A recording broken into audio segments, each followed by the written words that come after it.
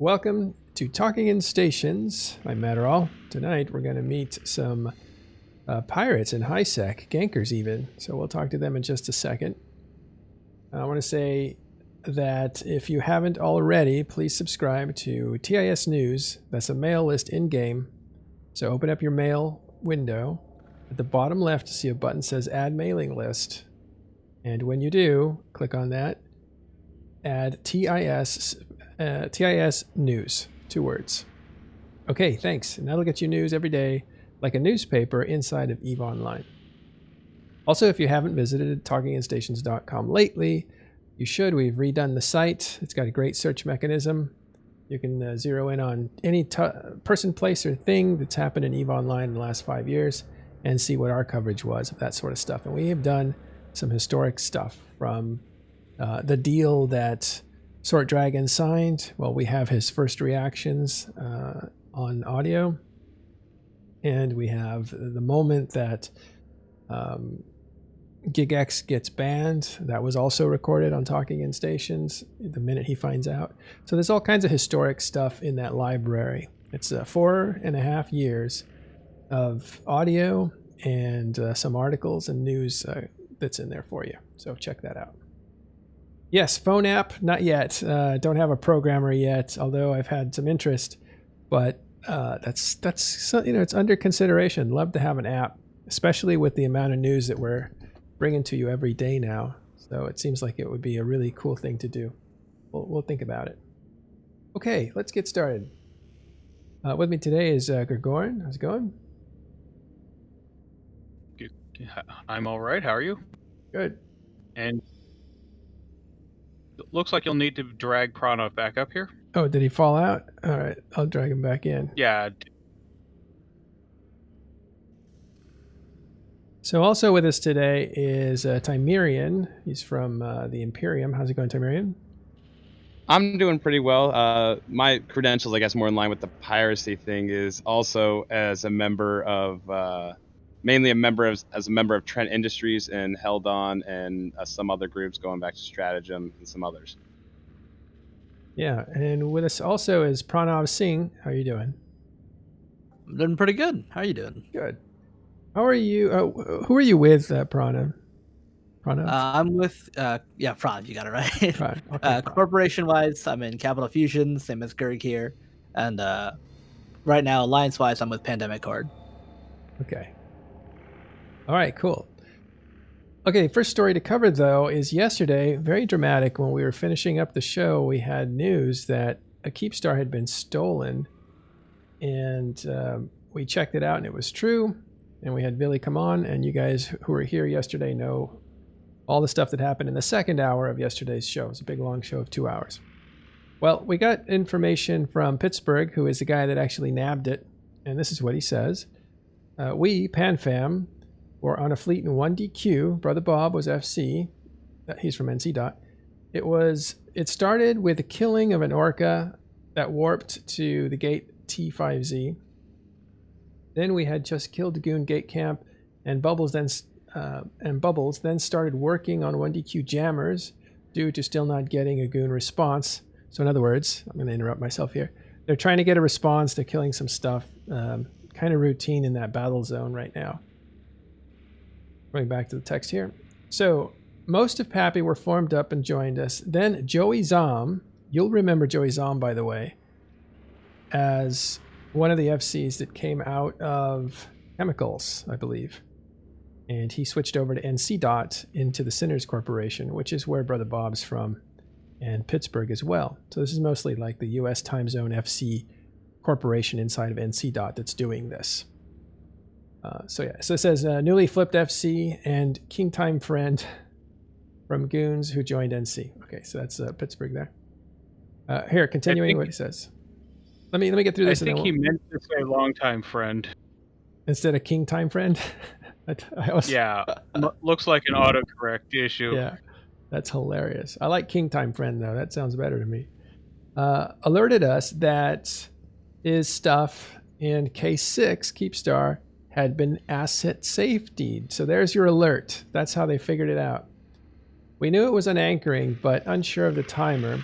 as they kept re-rolling it. We logged in our eyes, and sure enough, it was just sitting there in a can. So we rage formed. We got a freighter to bridge in. Tar Palantir, by the way, NC Dot, legendary scout. He's been around for ages. He's one of the best. Loaned out a freighter. Titana Solette jumped in the freighter ASAP, and we bridged in and scooped. Zungin from Goons lit a Sino in a rapier, and tackled him, the freighter, and jumped in 2 dreads. We proceeded to drop 50 caps and deleted them. Then freighter got safe, and we used some Rorks and other freighters to loot all the mods. I was just in the Sino and loot Rork, helping coordinate for Bob. So that is from Pittsburgh 2989 history. Oof. So Go ahead, Gregor. to me, that confirms at least a few things that Timerian. me and you had talked about after the fact of whether or not that indicates more than it was just a forgotten about Keepstar, and that I know there was the question of who scooped it, and that's basically Pittsburgh confirming he's not actually the one that scooped it, which was the original thinking. So there's that. Yeah. So it looks like an operation, and C-Dot was doing some harassing, trying to draw out goons. But that moment where Joey Zom said, hey, some of my stuff has been asset safetied, that triggered a suspicion of, let's check it out. And it revealed that, yeah, floating in space was a can, which is a container, and inside of it was a Keepstar. Now, the thing about Keepstars is they can only fit in one ship in one particular fitting, and that is a Rhea with 2 cargo expanders.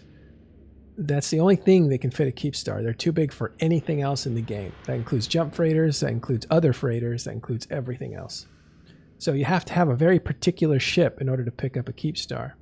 So the fact that Tar was able to get them a freighter at moment's notice like that was pretty spectacular on his part as well. And then they managed to move it in. So they really took advantage of something quickly that was a complete surprise to them, and also clearly to Goonswarm.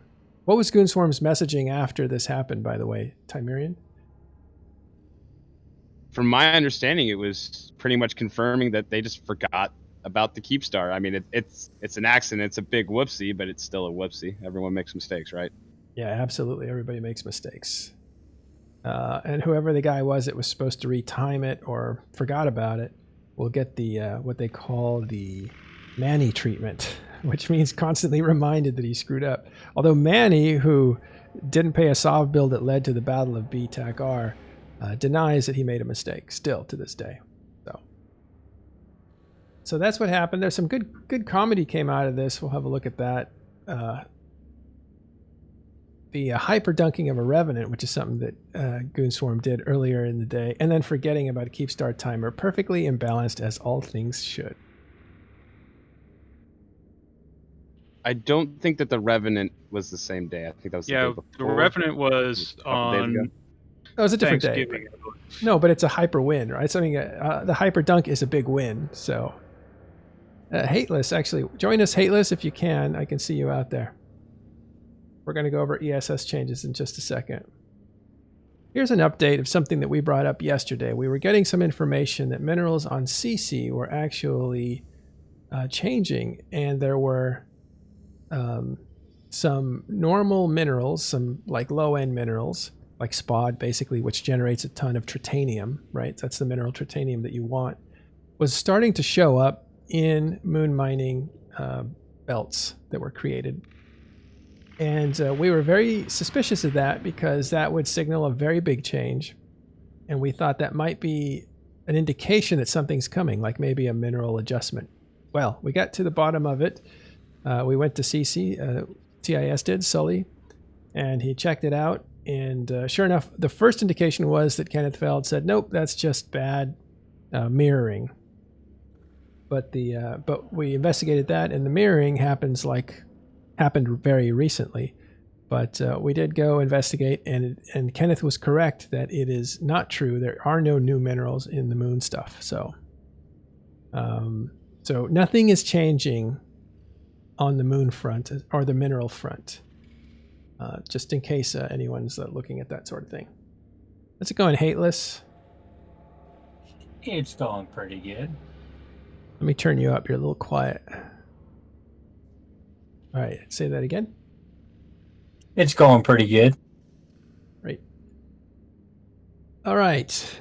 ESS tweak. These are patch notes that came through today, and surprisingly, very, very important patch notes came through today. Let's talk about these. May I read them? I'm actually excited about this one. Yeah, sorry, you haven't read them yet? No, I have read them, but I'm excited about it. Absolutely. Go ahead and read them.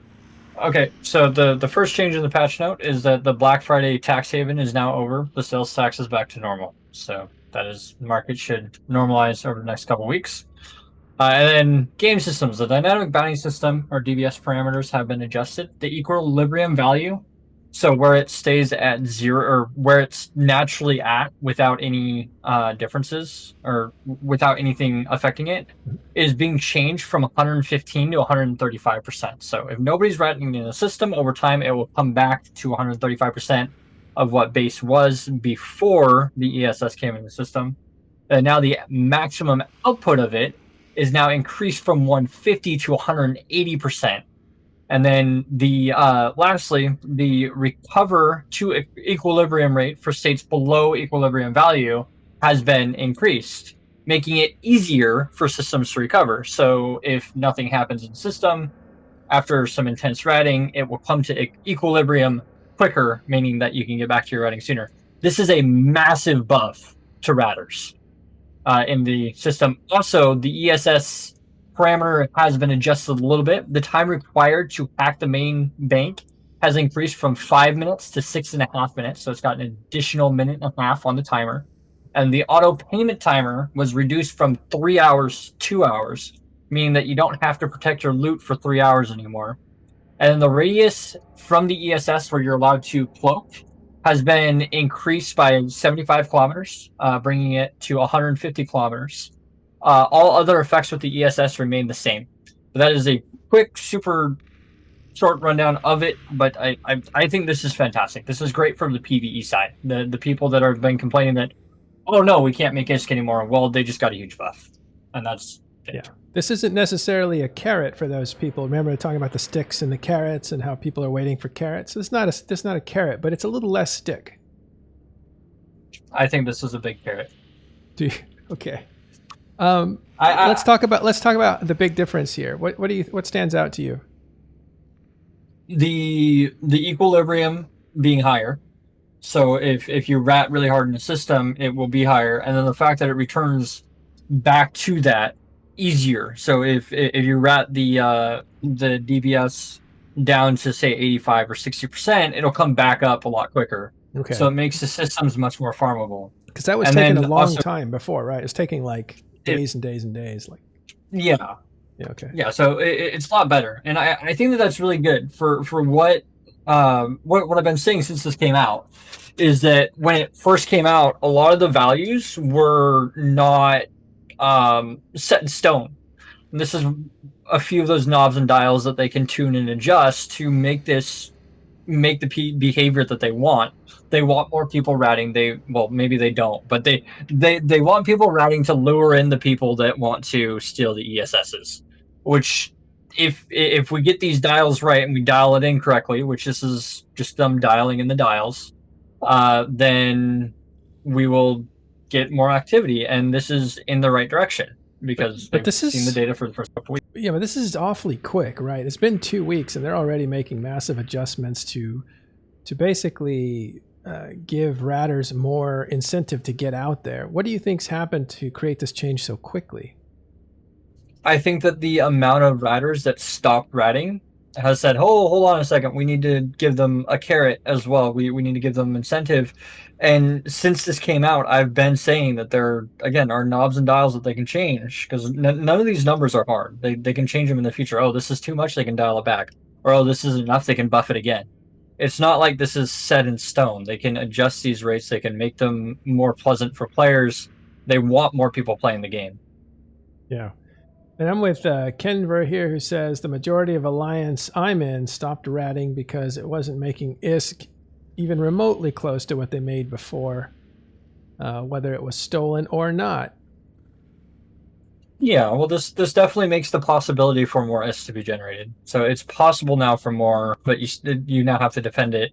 But it's also easier to defend. Is that hour of your loot being stillable is, instead of it being 3 hours, it's now 2 hours. So that's reduced significantly. That's really helpful to ratters.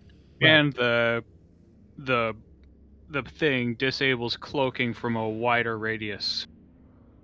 Yes, so this would be a benefit to the thieves.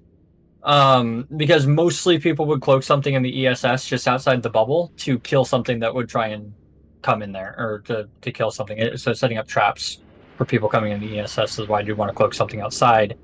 That makes it so like cruise ravens and things would still be in like engagement range at where the beacon is, but things like, I don't know, rail nagas and or not rail, yeah, it'd be rail nagas aren't quite in range. So there's less DPS available on immediate application upon you showing up there if they set up a trap of some kind. And I think that's kind of helpful. And that's really good. So my counter argument to that was being, and I talked about this with a couple of people before the show, is you can still cloak outside of the acceleration gate to kind of counter that. And like I was saying before, is I think this is going to be a big T3C meta activity in a lot of ways, especially for filament roamers and stuff with interdiction nullified. I know it doesn't work in the bubbles, but it'll work to get you through gates. And that extends the bubbles those T3Cs can't cloak either to try to get away. And they can watch you come in the acceleration gate and just come in behind you basically on zero, and you can't cloak and you ain't going anywhere. Even if you saw them coming on D-scan, even if you're overpropped in a Loki, you're not going to get outside that cloak bubble fast enough for them to maybe catch you, even with snipey arty ships or whatever the case may be. It's voice of Tiberian. Hateless? Once you're outside of that bubble, though, you would think that you can just kind of warp off, because not much has tackle at that 75 kilometer range. And once you're outside of that bubble, it's pretty easy to disengage. And in my experience, once you're outside of the bubble, you're pretty much solid unless they want to continue the engagement. As both sides are like, hey, I want to continue this engagement. Somebody's faster than the other. The faster, the people with the faster ships get to dictate the engagement. And that person that has the faster ship is like, hey, you know what? I don't want to play this game. They can decide to disengage. Right, but at the time, too, I mean, and I agree with you, the faster ship will win that engagement, but it's automatically another disadvantage to the attacker because they're not faster because they're stuck at zero on this can, basically, and they got to wait out that timer. So they're already stuck there, and they have to start moving at zero from there, whereas the dudes from killing in from the acceleration gate, I think it gives them somewhat more of an advantage, which I don't disagree with. I think that it should be defender slated, especially once the reserve bank becomes a thing. However they do that it should be defender slated. Yeah, I think these changes are all for the better in the long run for where I think they're going with the ESSs. What do you think that their kind of target audience for this is? Why do you think that they added this in the game rather than some new sites? So, you want to take it, Tim? Oh, I thought he was asking me that question. If you want to take it, you're more than welcome to. Okay, because I was gonna say, like, I think this is voice kind of of Pranav. a hastier kind of adjustment from their side, because with the drone aggro changes coming out, a lot of people now who run, say, like multiple kind of AFK routers instead of those who active with like carriers and supers, a lot of them are now considering and leaning towards unsubbing because it's now not feasible to make AFK income, which in my opinion is a good thing. But so I think that this kind of adjustment, or like, hey, why don't we give you like a little bit extra for your active? So I think it's trying to encourage those people, like, hey, instead of like unplexing XYZ amount of accounts that you're running AFK, why don't you try to adjust now and run these more actively because there's a greater payout to be had? Yeah, I guess, but how many of those Ishtars do you think are paying for their Plex by saving the money that they make and then buying Plex and then plexing their accounts? Or how many of those Ishtars do you think are actually paying accounts? Or they have a subscription, they're paying with a credit card? Well, there's gotta be plenty. Like, I know one dude who runs 10. I know another guy who runs like 6, 7. Like, and they pay for the accounts instead of actually plexing them directly. They use like the in-game ISK to fund their other activities. Do you think that that's a high percentage of the player base that is doing writing Ishtars? So That if is I a fair could point. if I could take a stab at that one, I know me personally in Goons, I spent a good amount of time writing in an Ishtar to pay for my accounts. And also you saw the same thing with Dominix's and Myrmidons and smart bombing battleships to make ISK. And I can, even after the bounty changes, you could easily plex an account based off the ratting, and then you still have all the loot if you feel like collecting that in the salvage. You can sell for more money to buy other fancy stuff you want to play with after the fact. But I think that I don't know many people that didn't do it consistently that weren't able to plex their accounts off it. And I think I definitely saw a lot of people doing it in not just Goon space, but when I would go out on roams and other places, it might not There's be an Ishtar in like every single system. right. And whether that was the Pith-X type extra large shield booster Ishtars or the 100 MN Ishtars, like you saw a lot of them. Yeah, they're everywhere. They're Ishtars. Everybody rats an Ishtar right now, and I think that play style doesn't do a lot of good for the community as a whole. We have inattentive pods in ships floating around. They're just kind of doing their thing. Person's really not paying attention. It's not really servicing the game in a way, in a way of producing a product that people can use. They're not making ammo. They're not building ships. They're not, doing any services to the game that drives the engine of the industry. They're just wisping ISK out of thin air, and there's a lot of them. And I think that long term can be harmful to the New Eden landscape. Whereas everything that you do that gets you ISK should provide some kind of service to the game, right? But Hateless, aren't they targets? If they're AFK, aren't they? They're out there in space as targets. Is that contributing to the ecosystem? Kind of, not really though. Just being a target that doesn't fight back is not exactly fun. And then they sometimes buy extra ships, but they literally just add to inflation because a lot of them will go buy Plex and with the ISK that they make, and they don't add any additional ships. They don't drive the economy except for buying Plex. If that makes sense. All right, let me read this from Sully, who also looked at this. He says, the increase in time to hack the ESS will also allow defenders more opportunity, as a common issue was just getting formed and on grid, resulting in the ESS being taken and the hostiles fleeing with the spoils. And I heard that too. There was a lot of getaway cars going on. Basically, they'd come in with heavy ships, dump to quick ships, and the quick ships would get out with the loot, and the heavy ships would stick around, waiting for a fight. Yeah, so they'd bring like a 100 MN Cinnable or something that's faster, a Phantasm, and the Phantasm would be the one stealing the loot, and then if something happened, the Phantasm starts burning away with the loot, and you're not catching that thing. It's just not going to happen. So there's no reason to come defend your loot if the loot is gone. Why should they take the fight? Yeah. And adding that timer, I think is really good. As somebody that is on the side of I want to see more people robbing these, if people have more time to form up and defend, that's honestly good for the whole system. But they already do have a lot of time to defend, and even if they don't get it before the timer is over, they still have a good like minute and a half before like a 100 MN or a 10 MN cruiser can get out of bounds.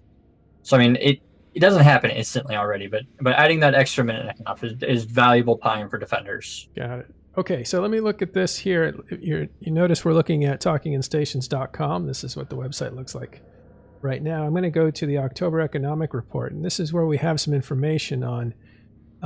These are numbers that were for Oasa, and their numbers fell dramatically. You can see that blue line going way down. They lost, according to their leader, 50% of their ratting income in Oasa specifically, and so it definitely took a toll on them. This doesn't have to do with the monthly economic report for October, but it is an additional news item that occurred right after the dynamic bounty system came into play along with ESS.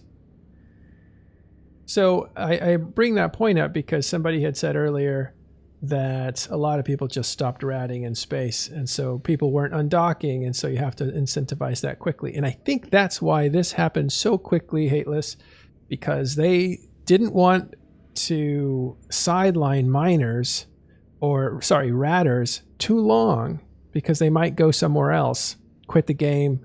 You know, once they break that habit of doing their things, you risk them leaving the game and doing something else. Do you know what happened to all those guys? No, what happened? They all started running missions. No, really? Or have you seen an uptick in mission runners?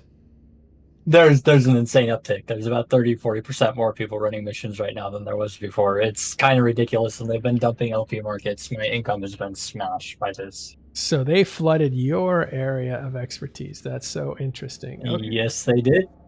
Very interesting. All right, well, let's wrap up those patch notes then. It looks like clearly there's a buff for the ratters. They're going to get more income. They're going to have a little more opportunity to save that income, because now within 2 hours they get that extra income that's taken out by ESS instead of 3. And there are areas where they rat will recover quicker than they were recovering before. But it was awfully long before, so who knows? This might be, even if they half that time, it still might take a week or two for the system to get back to 135% income.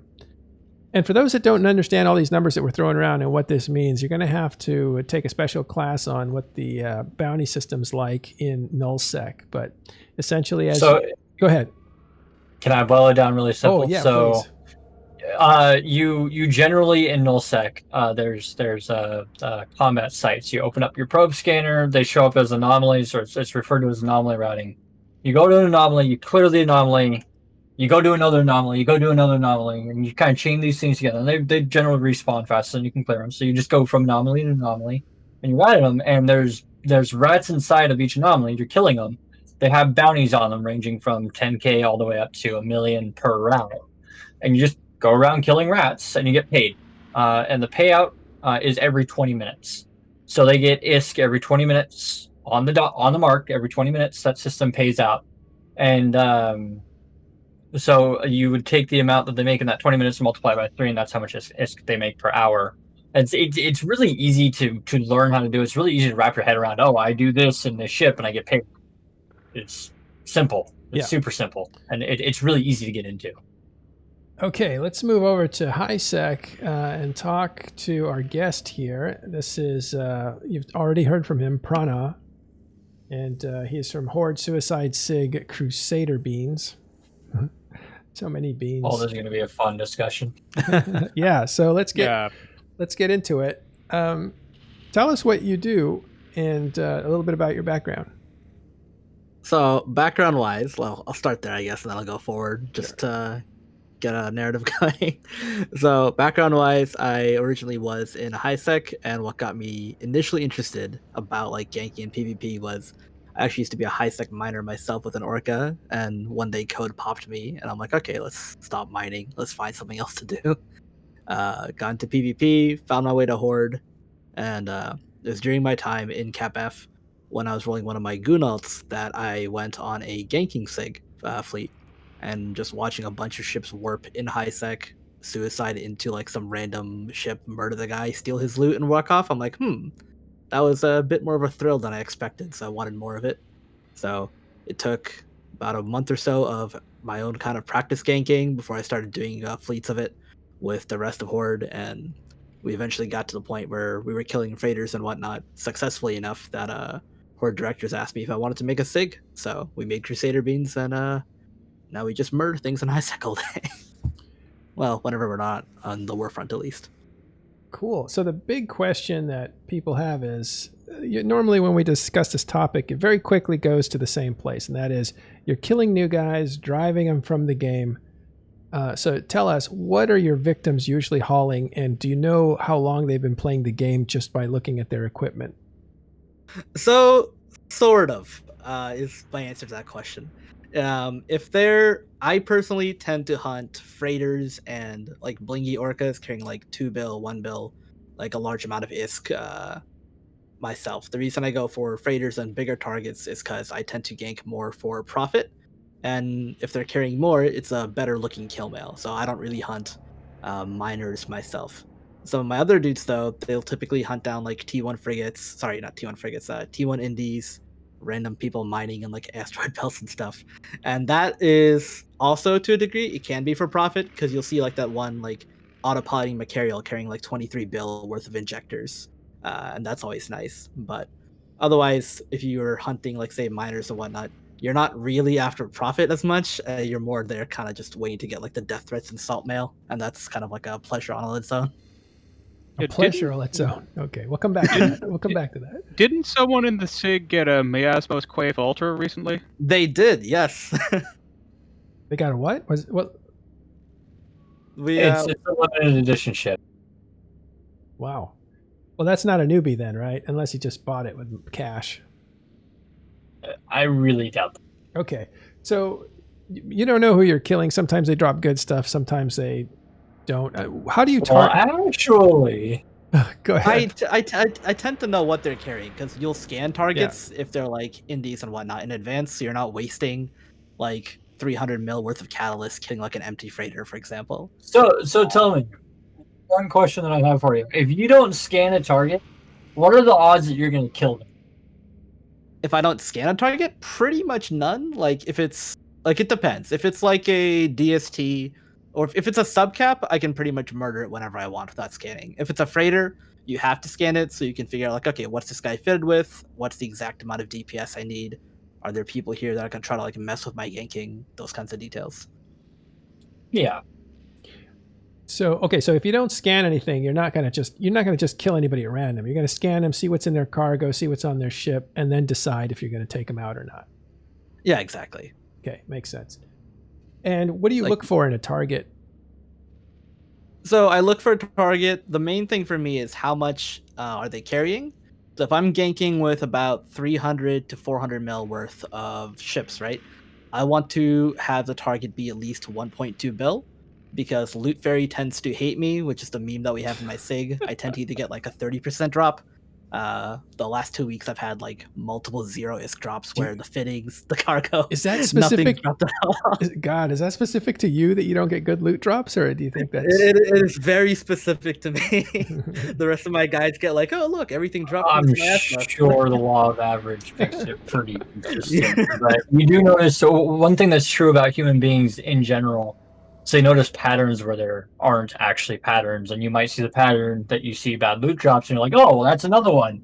And you note that in your head, and you don't note the times that you're getting the good drops. Yeah, but we could still So be. You probably have a bias. We toward could be that. superstitious. It's definitely fun to joke around with people. So, Well, I've actually got a spreadsheet where I like keep track of how much I make or lose per gank.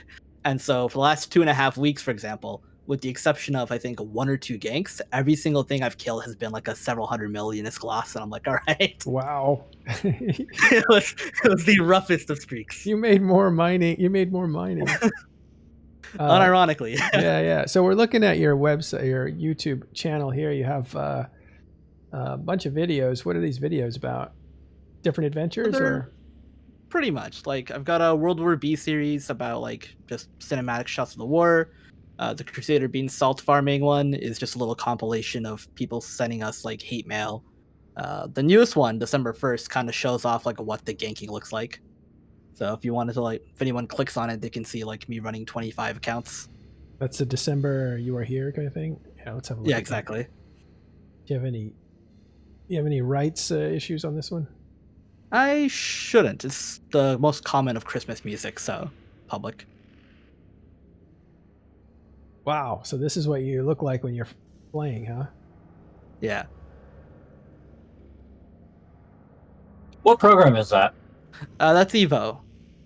You're using Evo? Okay. I used to use Iceboxer, but then like for whatever reason it got butchered, and like none of their tech guys can help me figure out how to make it work again. So Evo it is. How long does it take you to get set up to do this? So logging in characters, getting them all set up into Catalyst takes me about 5 minutes now, 5 to 6 minutes if I'm going fast enough. Is any of that automated? None of it's automated, because anything that involves like input broadcasting, macro, whatever. Oh, I mean the setup process though. Like, do you hit a button and all these clients open up and? get into. You Yeah, can launch so- them all in your launcher, so you can program your launcher. The EVE Online launcher will do this. You hit one button, it launches all your accounts, and then as they're pulling up, you just hit the claim rewards, because there's a daily reward now. You get claim reward and log in the character. Claim reward, log in the character, put it in its place. Claim reward, log in character, put it in its place. Yeah, but does it You just kinda arrange? go through all your Does it accounts. arrange them like that, or is that?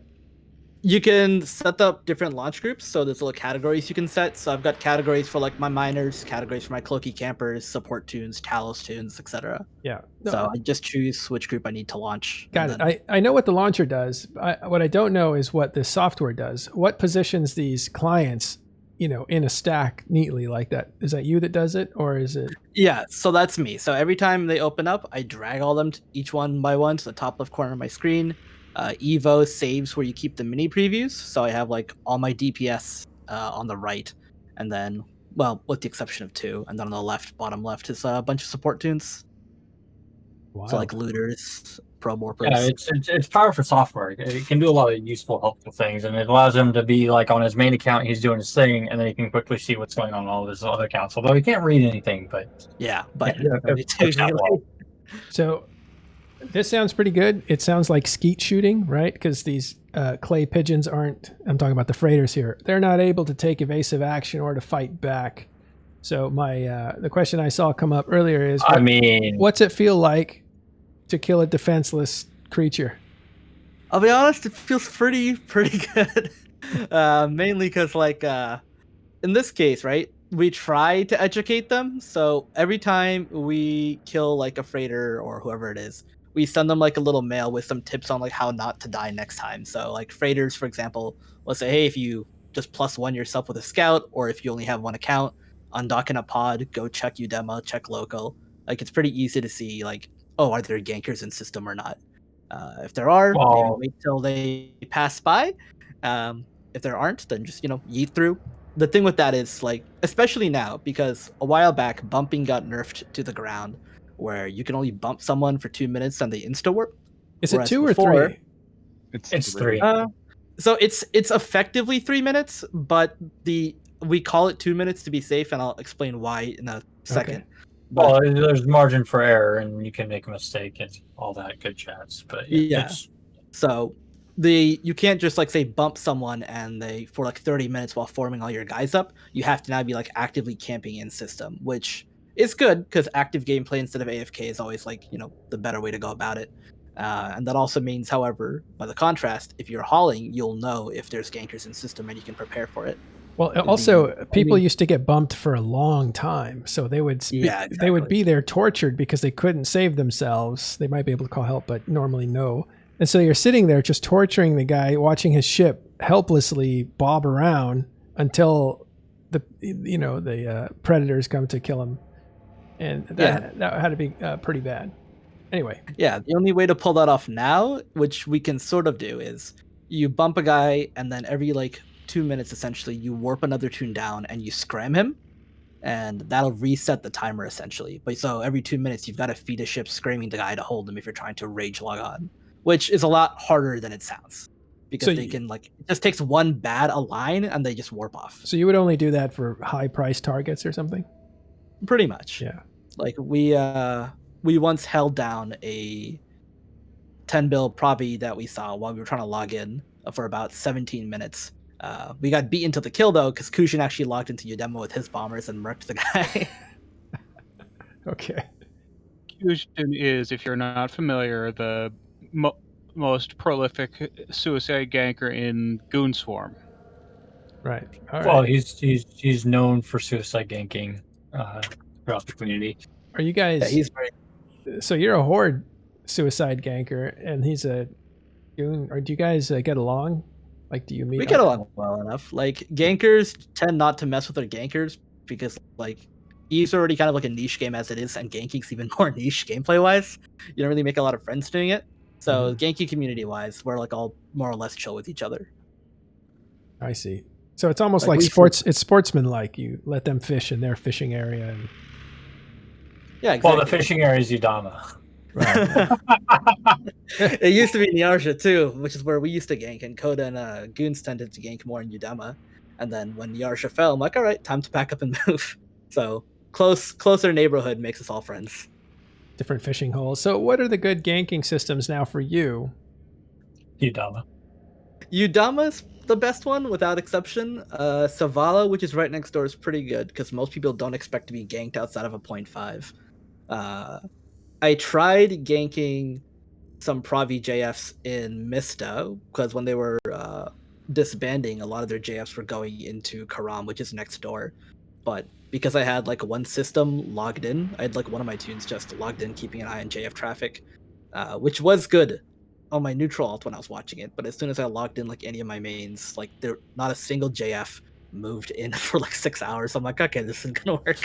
So what we have been finding in when we were flying with Heldon and stuff is Savala is a really good option, but with the change to Niarja, we also found Clade and Lore are good systems too, because a lot of people like to try to sneak through that Vacamia Losec route to still have a short travel path to get to one of the other hubs from Amar or that area. So we'll also hunt there and get some ganks there, whether it's us and Heldon or McLovin and a bunch of other characters. That's another route that we sometimes hunt and get good kills out of. Bali's a pretty good system too. Not so much during USTZ, it's objectively awful, but UTZ wise, it's actually pretty good to hunt. Bali, Right, and same with Koleli. Where is Bali? Balle? Yeah. Oh, so it's like a little bit no Dixie. up. Yeah, exactly. Like between the Dixie Wrens, I think. interesting. Bale. Balle. Yeah, I got it. It's right here, right next to. Okay, so around Dixie, which is unusual. I guess the world has changed as far as where to watch out for.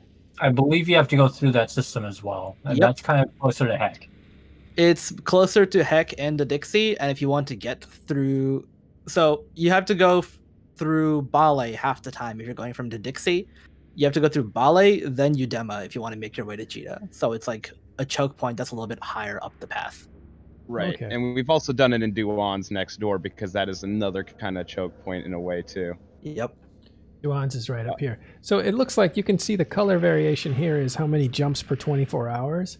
You can see the bright red areas, like this area here Bale has 19,000 jumps today.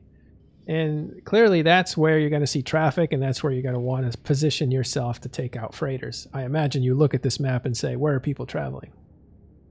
Exactly. The only place I haven't ganked yet is Jita, and that's just because I'm missing, like, I need like another 6 or 7 Omegas, and then I'll be comfortable with it.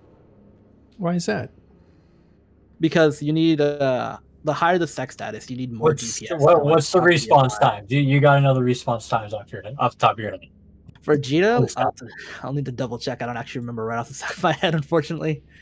I believe it's 9 seconds in Jita, and in a 0.5 system, it's 19. So you get twice as much time in a 0.5 than a 1.0. Almost triple, actually, because if the 0.5 system has Concord already spawned, it's 26 seconds. That's the base. So that's the base is 9 seconds in a 1.0, and I believe it's 19 seconds in a 5.0. And then there's rules. So if Concord is already on grid, it's cut in half. And then if Concord is already spawned somewhere in system, it's doubled, as long as they're not on grid with you. Yeah, so you always make sure Concord's already like off somewhere else, so that way they're not messing with you. Ideally, yes. But like every day I'll log in. If I don't see like any large ganks in Udema, I'll manually spawn a Concord in the systems I plan to gank in. So you distract them, huh? You like explode some building over here. It's somewhat abusing the mechanics. While you rob the in my bank. opinion. Okay. But it's important to do because they need every second that they can get. So for every additional second that they have, it's more likely that their X fleet can kill this target. And the seconds matter. Every single second matters. Every single gun firing matters. Every single bit matters in a gank. And if you throw, so I'm on the other side of this, by the way. So I'm fighting the war on the other side. I'm Okay, wait, hold on. We need to set this up though, Hateless. The people don't know Hateless, and you should by now. You should subscribe to him, Hateless Gaming on Twitch. He is a master at missions, so he's carrying around very expensive loot that he's going to take to the market. So he's got to watch out for these kind of gankers. So there's the setup, Hateless. Tell us what your side of it's like. Well, we use tools that are very opposite. We try and go fast. Speed is the name of survival here. So if the question I asked him kind of lays into this.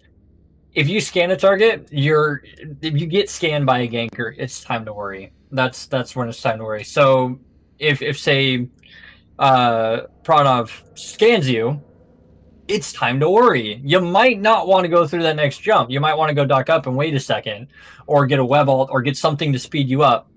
But going through there on autopilot right after being scanned is a very poor decision. But if you do something fast or something that moves quickly, it's very much more difficult to catch.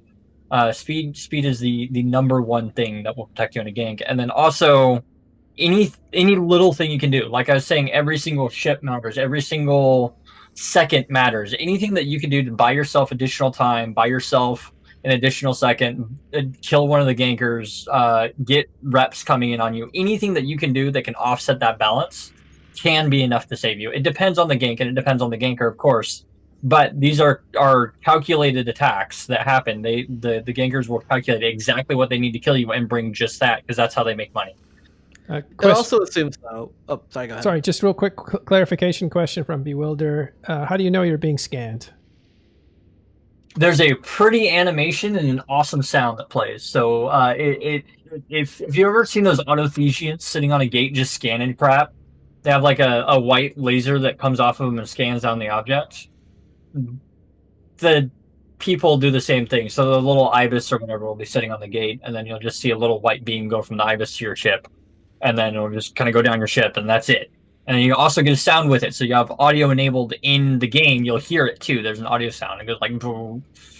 It makes a fairly distinct sound. So it's not just the yellow box anymore. You actually have a visual indicator and a sound. They actually don't yellow box you because they use passive targeters, which will target you without going yellow. So you have to be aware of things sitting at 0 on a gate not moving. That thing might scan you. And if it scans you, you're now a target.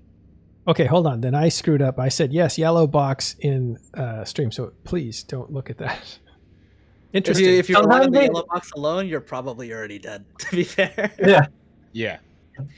Yeah, don't rely on just being yellow box. So again, just to be clear, you're being scanned when you see a light hit your ship and you hear a noise. So if you're looking at your ship, you'll be able to tell. Does that sound right, Prana?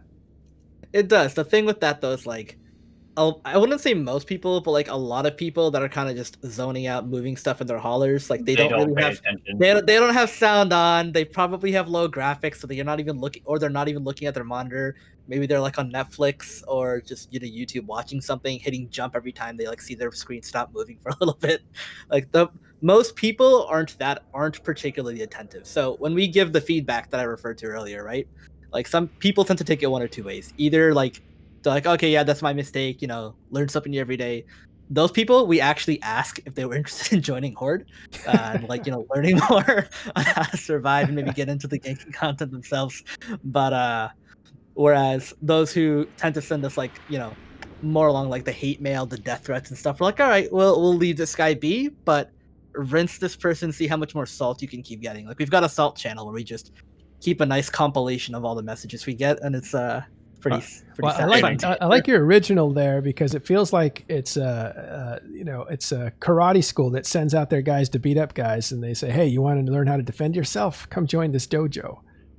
That's why we're Crusader Beans. We're on a crusade to educate these haulers. Crusade to educate. Okay. All right. Now tell us about the thrill of creating salt. And salt is when somebody is sad and they're complaining, you're creating tears, which are salt water, basically. So what about this salt? So there's two things in Eve that I tend to enjoy, and they both happen to go really well with ganking. I enjoy things that cause explosions and expensive kill mail. So every time I see a ship die, be it myself, I'm meeting my Hodred all sorts of places recently, to the consternation of a lot of my court mates.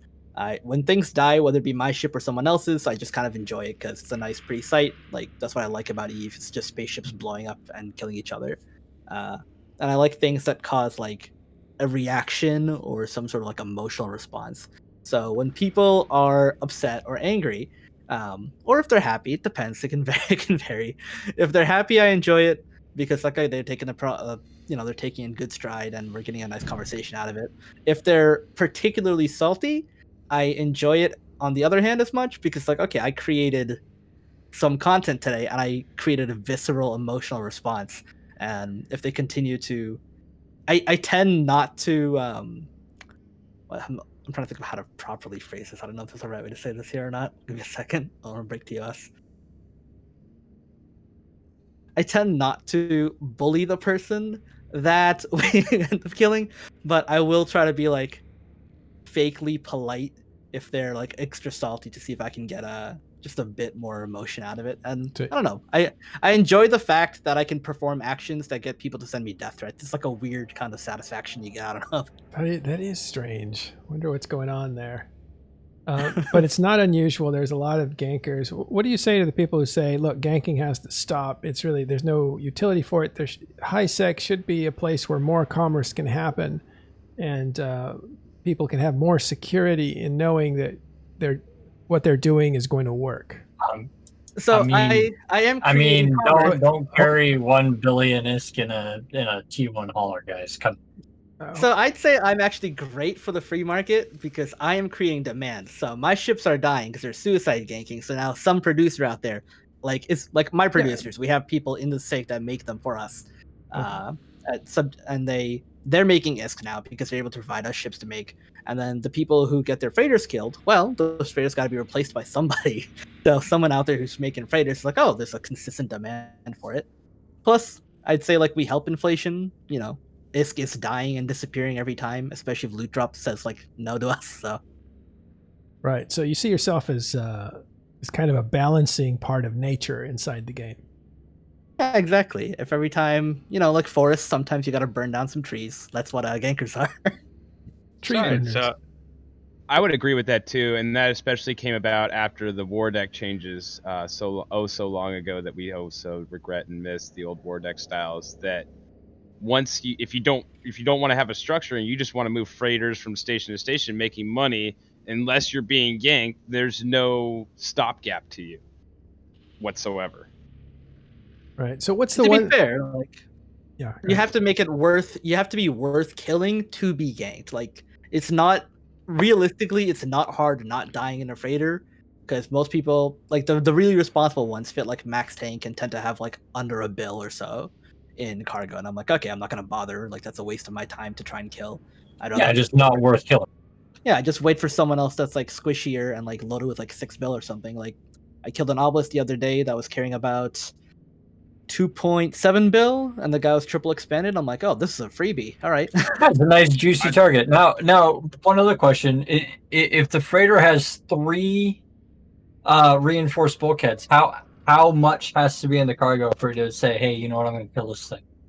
If it's got so it depends on how many dudes I get in fleet. So if I'm soloing it, it has to have like 10 or something built. Like I have to be using like all my tunes and taluses to bother. If I get more dudes in fleet, it's irrelevant. So right now with the wartime being the thing, like we tend to get fleets that max out at maybe 40-ish dudes and 25 of them being me. Prior to the war starting, when no one had like other content avenues, we had like fleets upward to 90 dudes. In which case, I don't care how much they're carrying, I'll murder them for like a bill, because I can have 90 dudes all flying 2 mil ISK ships, so it's 180 mil to kill like a 1.8 bill target, carrying like a bill, that's easily worth. Well, now freighters have gotten more expensive. Do you ever kill the freighter that's empty just for thrills? If there's been long enough without traffic, then yeah. So there have been times where I've camped like Udama for 3, 4, sometimes even 5 hours, and there hasn't been anything worth killing. And if I'm bored enough, I'm like, okay, you know what? I just want to get like someone dead. So in that case, yes. just to keep yourself warm, right? Yeah, pretty much. I think a lot too is I think you guys with the ganking Matterall, and I know Prav, you don't necessarily do this, you gank other things, but it's not just freighters, right? If you have a battleship warp through and you scan him and he's got something dumb like officer mods and he's coming through there, you're like, yep, he's getting ganked because it might drop too. And sometimes that's more prevalent than others, and it takes a whole lot less to gank them too. Yeah, exactly. Like we killed a 23 bill Mac once back when Niarsha was still around because the guy was full of injectors. Only 11 mil dropped, which was a delightful experience. But Right. if you see a blingy subcap, you'll kill it. Some of my guys, I found out, they ended up fail ganking because they didn't properly web a blockade runner properly. They were just kind of going to gank it for lulz. And it wasn't until after they fail ganked that I found out that they had attempted to gank one of my court mates who was carrying a silver magnate at the time in autopilot. So Hyper that rare. would've- It's a very rare ship. yeah. Yeah. You If- put if a it- if it silver died and didn't- magnet on autopilot. Come on. This is why I gank, by the way. You will see the most amazing things once you get into ganking Right. in high sec, and you're like, well, they kind of I deserve knew- it. This is a lesson. Right. I knew that he got attempted to gank when he was being careless. I didn't know it was your SIG who got it, who attempted to shoot him. So you're, If I was awake, they would have had enough DPS to still properly kill it. And I know for a fact that it's a good thing that I wasn't awake because Loot Fairy hated me for that 2-week period. That silver magnet would not have dropped. it would have blown. Yeah. All right. Here's the last question for you then, Prana. What is the one thing that really frustrates you that other people can do? Let's weaponize the merchants. In ganking, so Yeah. What's the one thing you hate to hear when you're like doing your thing? So the one thing that I'd say that is the most painful is when people web and link themselves as they're traveling. So there are freighters like an A-type adaptive amulet pod arc, for example, right? They'll be going around the route, just jumping from gate to gate, and you're like, okay, let's go set up, let's go gank them. And then all of a sudden, as they decloak, as I go to point, I find out that they not only insta-web, they brought a Loki through without me realizing, insta-web themselves and give themselves like mind-linked armor links. I'm like, okay, that's not happening. Surprise webs. Because if someone's webbing themselves, you prep differently for it. So they've wasted your time, basically. Yeah, they've wasted about like the time it takes for you to like warp down to gate and stuff. I'm like, okay, I'll go for the next guy. So the how a web alt works is it's very simple. You just need an alt that can have a web, and then you need to get the web alt within range of the freighter before the freighter decloaks. You do that. There are ships that can web on any gate. The repair being the king of it. The repair, all the Blood Raider ships can do it. So you can fit up a dirt cheap drawer and put on faction webs on the thing, and it gets 28-kilometer web, which is fantastic. And then what you do is you get that thing in web range of your freighter before it decloaks, and then you tell the freighter to jump, and then you immediately lock it up and web it. The thing is effectively insta-warped off. And you can do this with a reinforced one. Almost insta-warped. Yeah, So it's I'll a say little bit almost- less. I'll only say It- almost because it it's a comes little down bit to a less. tick game. Because if I see someone webbing themselves actively and I get an insta-lock scepter or frigate down to the gate, at that point it becomes a tick game. Like, who's got the faster internet? Well, no, so a web takes 3 ticks to be successful. So the first tick is where the server detects that the freighter has decloaked. The second server tick is where the lock happens. So that is if you are in competition with another person, this is the tick that matters. It's when the lock happens. So whoever got the lock, you guys can both get the same lock on the same time. You guys can both web and scram at the same time too. But I believe that warp has priority over anything else. So if a warp and a scram happens on the same tick, so if on the second server tick, so first tick decloak and lock, second server tick scram, but it's already in warp, the scram doesn't land, the warp happens. That's how the insta warp mechanic works. That's how you get it. That's why insta warp scepters are so great, because they really can't be caught. 1 second. So the EVE Online is a turn-based game where you have unlimited moves, and everything that you did happens in the second after when you did it. So in this time, there are 3 turns that are important. The turn where the jump freighter decloaks, the turn where either the webber or the tackler tackles, and then the turn subsequent where the tackler or the webber actually applies their effect. So the decloak, the lock, and then the effect application. Those 3 So server you're- ticks are super important. Yeah. So last comment on the webbing part, it's like you're slightly incorrect, and the only reason for that is because you can still catch insta scepters, the same way you can catch insta webbing freighters. If you've got a frigate that's got high enough scan res, you'll struggle. You'll both probably get close to similar picture lock, but if your point does have a chance of landing faster than their web does. If your point lands first, they're still gonna warp off. Same thing applies with like insta warp scepters that are sub 2 seconds. I have a stiletto. The sub 2. I always keep a warp core stab in the low because somebody every time I go through a gate camp still gets 1 point off on me, but because of the warp core stab, I'm still able to make it off. In the freighter case, you're not gonna have that opportunity. Never been. All right. Hey, we got to leave it there, buddy. Anyway. All right. Thanks very much. We got to take off. We're at an hour. I got to run. But it was really nice to meet you, Prana. You're such a polite young man. And that's what I found from Gankers. They're usually the most polite young men. They must have something going on underneath that all. There's a lot going on. They're polite in public space. Gotta let out the psychopath somewhere. Don't feed them salt, and they'll be your friends. All right. But the second you feed them salt, it's no fun. Thanks, Hateless. It's the same thing. Thanks, Hateless, for being on. Timerian, Pranav, it's nice to meet you. And, of course, Gregorian, our researcher. Thanks, everyone, for watching today. We will see you tomorrow on Talking in Stations. It was fun. Thanks for having me. Thank you for the time.